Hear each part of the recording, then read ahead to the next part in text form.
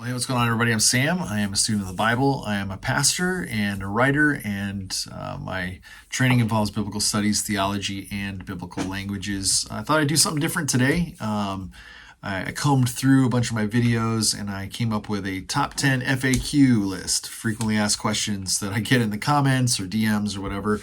And I thought I'd just go over those. It'll be a lot of fun. And so I'll put the question down here at the bottom so you, if you missed what the question was, you can see it.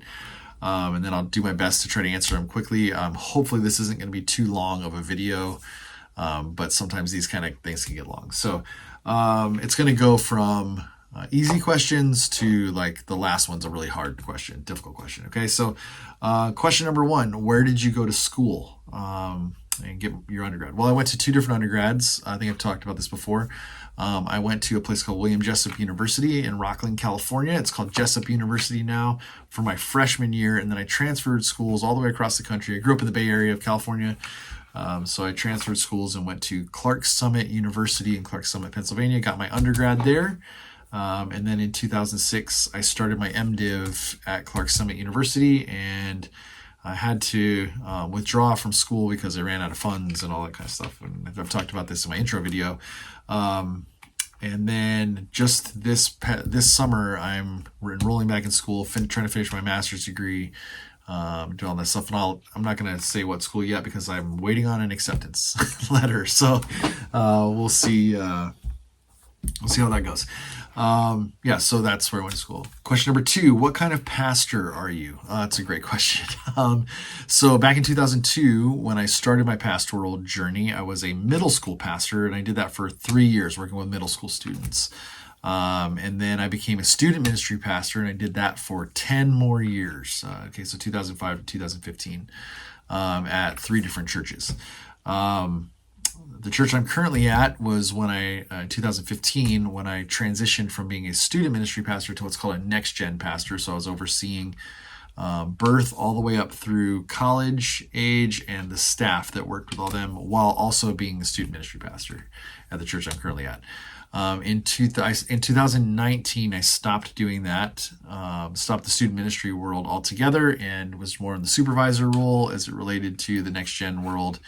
And then in 2022, I stepped away from the next gen world completely and became the campus pastor. We're a multi-site, multi-campus church. And so I became the campus pastor over our largest campus of our church. And so now I'm the pastor over a congregation of about 1,300 people or so, 1,400 people. And we have 13 staff members that I oversee. So my main responsibilities are preaching, leading my teams, and caring for the campus and the congregation. So that's what I'm doing now. Question number 3, what's your favorite in biblical studies, Old Testament or New Testament? Favorite, I would say New Testament for me is more my favorite. Old Testament is more challenging. There's a lot more challenging themes in the Old Testament, a little bit trickier to navigate. When you really dive into biblical studies, Old Testament becomes a little more nebulous and a little harder to try to figure out what's going on there. There's a lot more complexity in the Old Testament, which is fun, but for me, New Testament is just kind of like my bread and butter. So that I would say probably New Testament's my favorite.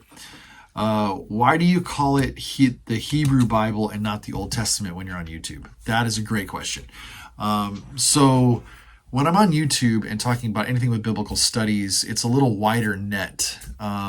And the field of biblical studies doesn't just cover Christianity. The field of biblical studies covers a lot of things, and especially Jewish studies. And so that's why I call it Hebrew Bible. I want to be a little more inclusive of people who maybe aren't Christians, but who are Jewish and who like the Old Testament. So anytime I talk about the Hebrew Bible, that's what I'm going to refer to it as.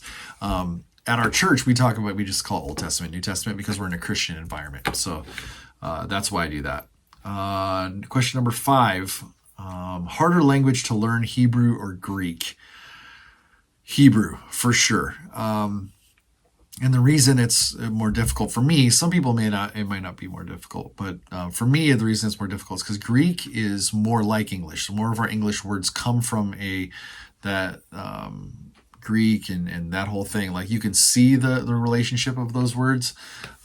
Greek reads left to right. Greek reads front to back.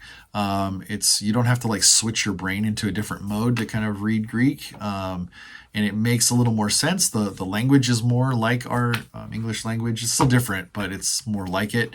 Hebrew is a completely different animal. Like it's root based, and then you add endings on, and like it just changes all of it. The vowel pointing thing is tricky to learn at first. And I only took I audited one semester of Hebrew, so I don't really even have a lot of like time under my belt with it. So it is a lot harder for me to learn. And then right to left reading and back to front, when I go from New Testament to a Hebrew Bible, and when I go from Greek to Hebrew, I have to like stop.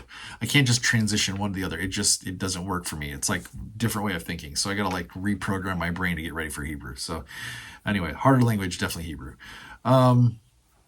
Should we use BC and AD or BCE and CE? That's a great question that I've seen several different places.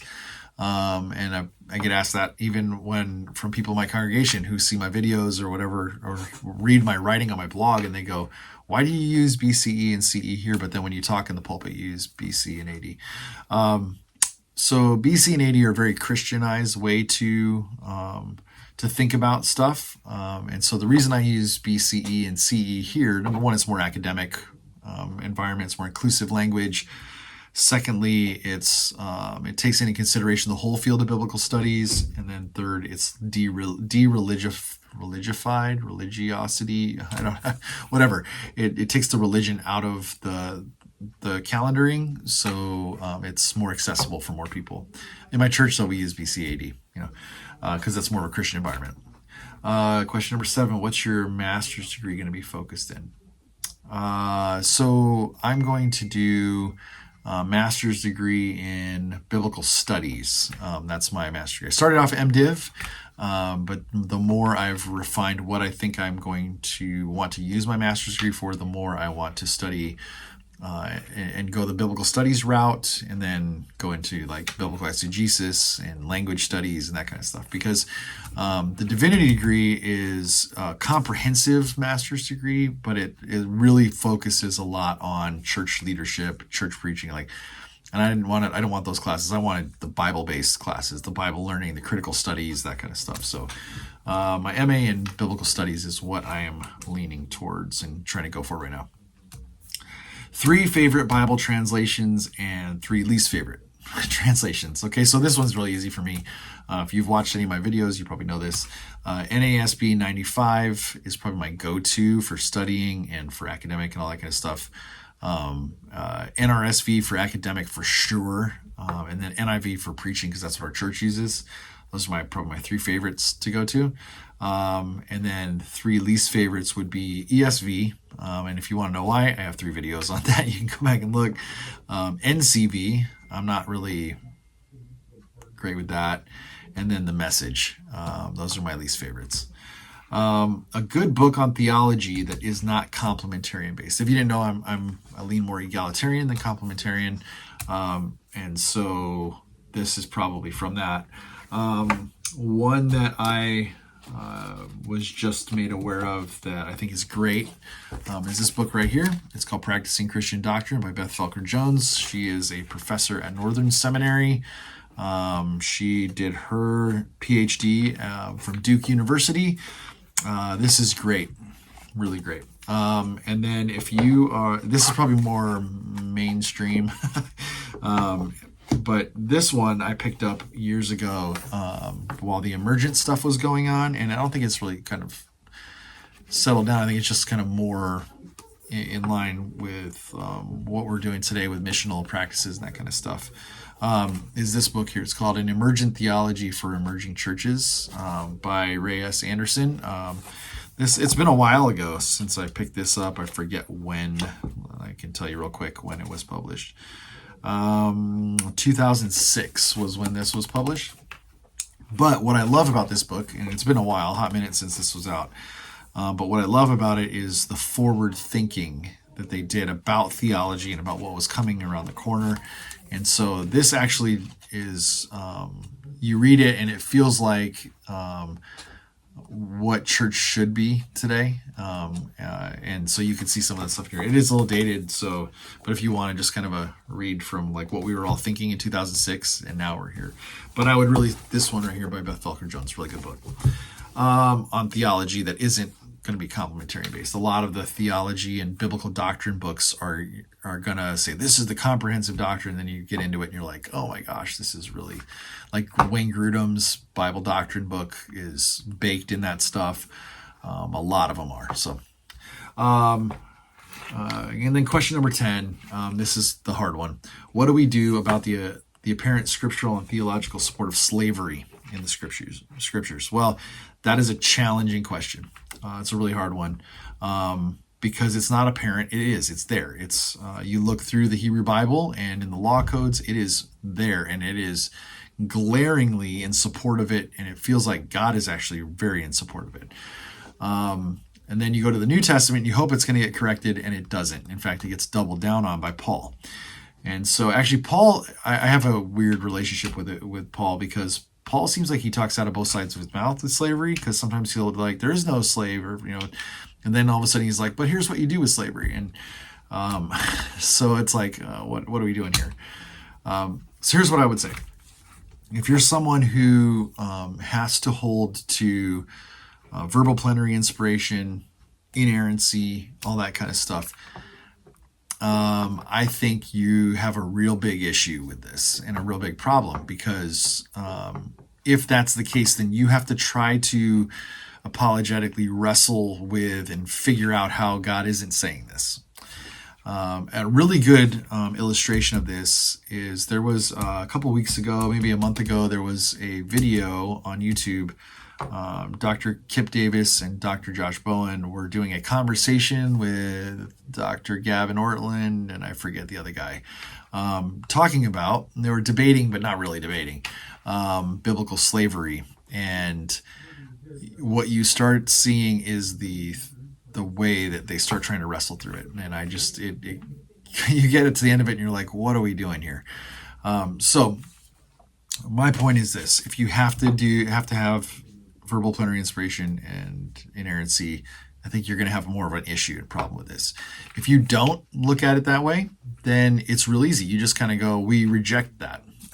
This was somebody forging God's name onto some things and speaking for God instead of God speaking. And it's what was going on that day, and we can reject that. We no longer think that's right or good, and we walk away from that. In fact, it's what we do whether we claim inspiration or not. It's what we do, because we either just don't talk about it, we ignore it, we go la la la la, nothing to see here, or we try to explain it away like, well, Paul was really talking about work and not whatever. So we just reject that as evil. Let's just go on record and say owning other people's wrong and evil. And let's just say that was somebody's take on that, and that's a wrong take. And we can get rid of that and not do anything with that. But if you're someone who believes in that verbal plenary inspiration and inerrancy, you can't do that, and you have a real problem with what's going on here, what God seems to be saying. So, that's my best attempt at answering that. And if you want to know how can you believe in inspiration and wrestle with that, I have a whole video on that, and Dr. Pete Enns talks about that, and there's books about that. So anyway, all right, well, this was fun. Hopefully this was informative for you, something a little different than what I've been doing. So give me a like and subscribe, and I'll see you in the next one.